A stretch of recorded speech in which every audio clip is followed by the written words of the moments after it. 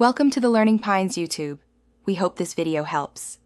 You start by removing doubt, power, and connection.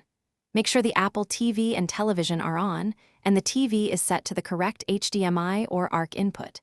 If your Siri remote uses a battery, replace it or charge the remote for 30 minutes. Weak power causes odd behavior. Once done, press any button to wake the remote. Also verify any external receiver or soundbar is on and set to the right source so the signal path is complete. Next, re-establish communication.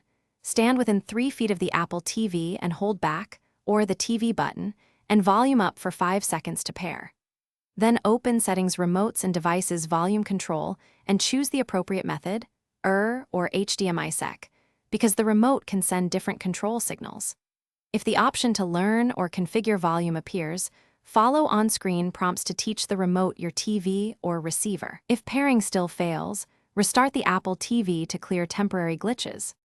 Finally, test volume changes while watching content. Make sure your TV and any receiver have current firmware. Outdated devices break HDMI-CC. If IR control is required, use Settings Remotes Learn Remote to teach the Siri remote the TV's volume codes. Follow prompts and press the TV remote's volume buttons when asked. If volume still won't change, try a second remote to isolate hardware failure. And as a last resort, backup and reset the Apple TV to factory defaults. If that fails, contact Apple. Thanks for watching. Consider subscribing if we helped you.